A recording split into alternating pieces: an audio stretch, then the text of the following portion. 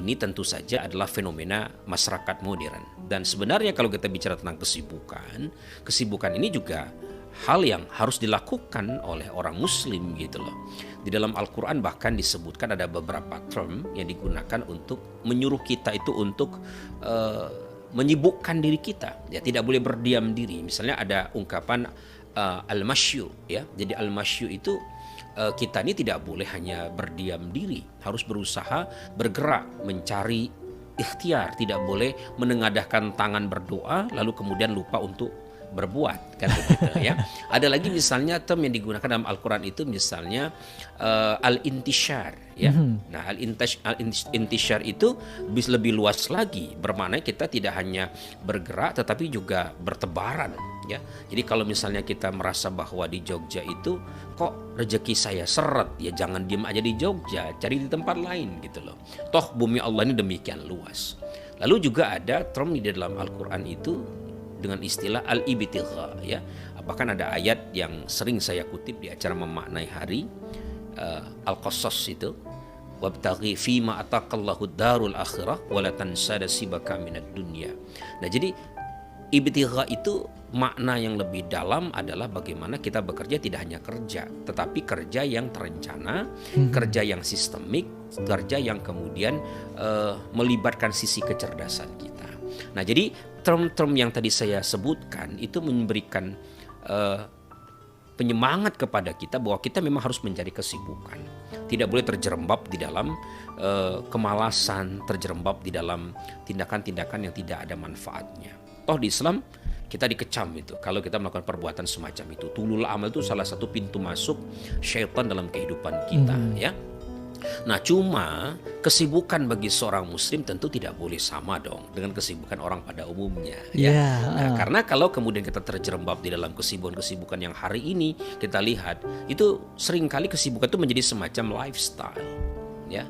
Kamu bisa nggak sih gabung di gotong royong nih di masyarakat? Waduh, sorry bro, saya lagi sibuk nih, misalnya begitu ya. Nah, jadi seringkali kesibukan itu di tengah masyarakat kita, Mas Fatur, itu dijadikan semacam dalih atau apologi untuk kemudian meninggalkan ranah kehidupan kita yang lain. Padahal kita tahu kan dalam hidup itu akan sempurna kalau kita itu berada di 3 ranah. 1 pekerjaan, yang kedua keluarga, yang ketiga itu adalah teman atau komunitas. Nah, banyak orang yang berdalih atas nama kesibukan itu meninggalkan keluarganya, meninggalkan komunitasnya. Sehingga ketika dia sudah bekerja itu tidak ada lagi waktu untuk kemudian masuk ke ranah kedua dan ranah ketiga. Nah, ini yang kemudian harus kita hati-hati dan bisa membuat kita terjerembab tuh di dalam berbagai penyakit-penyakit mental yang mengiringi the busy generation ini. Tentu dalam kehidupan ini kita harus cermat betul ya, membedakan kesibukan yang benar dan kesibukan yang bisa menjerumuskan kita ke dalam hal-hal yang tidak kita inginkan. Sayang toh ketika muda kita sibuk, kita ngumpulin duit, kaya raya, tapi begitu kita sudah tua, uang yang kita kumpulkan itu habis untuk membiayai kesehatan kita. Iya. Ya toh? Nah, itu namanya masa tua yang justru berujung pada su'ul khatimah. Sering terjadi. Iya, sering terjadi toh. Jadi orang tuh aneh. Jadi mereka ngumpulin duit ketika muda, ketika mereka sudah tua duitnya habis untuk membiayai kesehatan mereka. Nah, kenapa ini terjadi? Karena kesibukan yang begitu rupa itu bisa membawa dampak kepada penyakit mental pada kita. Ya, ada 3 ya. Yang pertama itu kalau kita sibuk tanpa tujuan yang bermakna, kesibukan itu membuat kita mengalami keterburu-buruan, hurry, ya. Kita itu terburu-buru. Nah, dalam hidup kita sekarang ini sudah mulai terjadi. Kita ingin semuanya serba cepat, toh. Iya. Iya kan? Kita ingin serba cepat, kepengen kaya cepat, ya. Kita pengen nikah cepat, misalnya begitu ya. Kemudian kepengen kuliah cepat, pengen baca buku cepat dan seterusnya. Nah, jadi ini yang membuat kita akhirnya itu tidak menghargai proses. Padahal kita tahu bahwa dalam hidup kita itu yang namanya reputasi itu dibangun dari ketekunan, kegigihan, ya, kerja keras yang bertahun-tahun. Bahkan pernah saya sampaikan di acara ini juga bahwa orang-orang yang terbaik pada bidangnya itu mereka menghabiskan waktu yang demikian lama untuk sampai pada satu tahap yang disebut sebagai maestro itu. Mereka melatih diri mereka selama 9 jam per hari, 60 jam selama 1 minggu.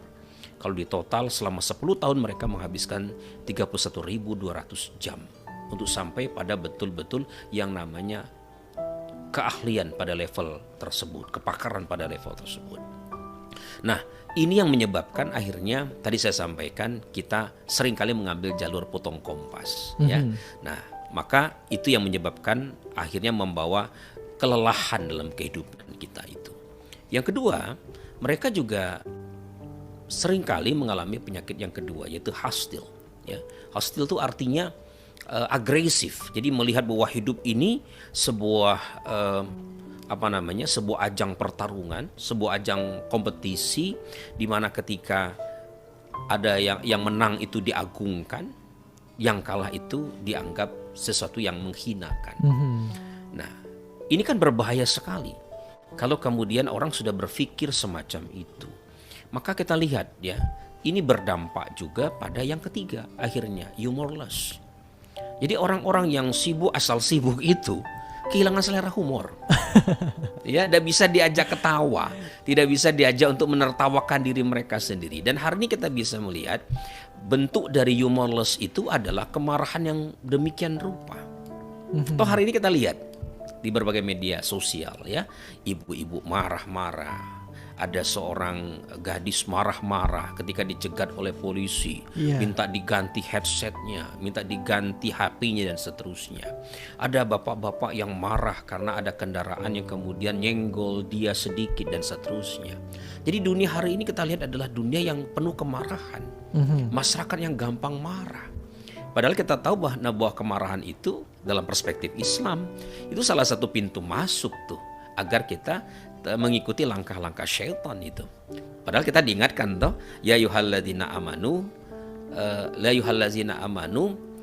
hai orang-orang yang beriman, janganlah kamu mengikuti langkah-langkah syaitan. La tattabi'u khutuwatis syaitan. Wa may yattabi' khutuwatis syaitan fa innahu ya'muru bil fahsya'i wal munkar. Janganlah kamu mengikuti langkah-langkah setan, karena jika kamu mengikuti langkah-langkah setan, dia menyuruh kamu pada perbuatan fahsya dan munkar. Nah, jadi marah itu pintu masuk, Mas. Dan ketika kita marah-marah untuk hal-hal yang kecil, itu kan membuat kita nampaknya menang pada tahap itu.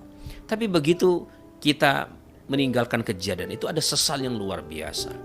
Ditambah lagi hari ini orang tuh senangnya iseng. Semuanya itu didokumentasikan, disebar, akhirnya viral. Dan yang terjadi apa kemudian? Yang marah-marah itu akhirnya menjadi pecundang, yang dimarahi menjadi pahlawan. Kan begitu ya. Nah, ini terjadi karena apa? Karena kesibukan yang kemudian tidak bermakna, asal sibuk kemudian mendatangkan kelelahan. Karena lelah, toleransinya menjadi pendek, sumbunya pendek. Nah, maka sahabat MQ yang berbahagia, kalau kita kemudian ingin keluar dari hal semacam itu, justru kita ini harus belajar humor, ya, menertawakan diri kita sendiri. Makanya kita lihat di Jakarta, terutama di kota-kota besar itu, acara stand up comedy kan menjadi favorit. Ya, karena di situ menjadi semacam momentum relaksasi untuk menertawakan dunia, menertawakan kita, ya, dan itu menjadi semacam panesia, obat yang dianggap ampuh, manjur terhadap kita yang kemudian terjerembab dalam kehidupan yang semacam itu. Jadi the busy generation ini seringkali mengindap apa yang disebut sebagai the manic society, ya. Jadi masyarakat yang maniak, masyarakat yang senangnya tadi itu, Mas, senangnya cepat, senangnya kemudian agresif, kemudian yang ketiga itu mereka kehilangan rasa humor. Yang pertama yang harus kita perhatikan agar sibuk kita itu menjadi sibuk yang bermakna, tentu saja harus kembali kepada untuk apa sih kita sibuk itu, ya. Alasannya apa? Motif apa yang mendasari kesibukan kita itu, ya. Nah, tentu saja jawaban yang bisa kita sampaikan salah satunya adalah bahwa kesibukan kita itu dalam rangka mencapai satu tujuan yang bermakna juga. Karena orang hidup itu kalau dia tidak mengarah kepada hal yang bermakna, ujung-ujungnya kelelahan. Kalau dia mengarahkan pada hal yang bermakna, maka insya Allah ujungnya adalah kebahagiaan. Nah, pertanyaan besarnya, bila mana sebuah tujuan itu dikatakan bermakna, kan Nah, begitu ya? iya. Nah, yang pertama, sesuatu yang dikatakan bermakna itu kalau dia memberi manfaat. Memberi manfaat. Makin kita menemukan sisi manfaat dari apa yang kita kerjakan, percayalah kita akan semakin merasa bahwa itu sesuatu yang membahagiakan. Ya. Nah, yang kedua, agar sesuatu yang dikatakan bermanfaat itu, dia juga harus memberikan dampak pada kehidupan yang lebih baik lagi. Contoh nih, kan ada pekerjaan-pekerjaan yang kita anggap rendah, tapi sebenarnya membawa dampak yang luar biasa. Contoh hari ini, ya, hari ini saya diminta untuk memberikan pelatihan tentang motivasi kepada para petani milenial. Ya, saya sampaikan kepada mereka, menjadi petani itu adalah masa depan dunia, masa depan kita. Hari ini orang berbondong-bondong ke kota, bekerja sebagai, mohon maaf nih, menjadi buruh pabrik. Padahal kita tahu dampak pabrik itu lebih banyak membawa dampak-dampak yang barangkali kita harus akui menjadi bawa dampak yang menurunnya kualitas kehidupan kita. Tapi menjadi petani, menjadi orang yang memberikan kemakmuran di desa, itu memberi dampak yang luar biasa. Tidak hanya secara ekonomis, tetapi juga membawa dampak terhadap kehidupan yang lebih baik lagi. Dan itu bermakna, saya sampaikan gitu ya.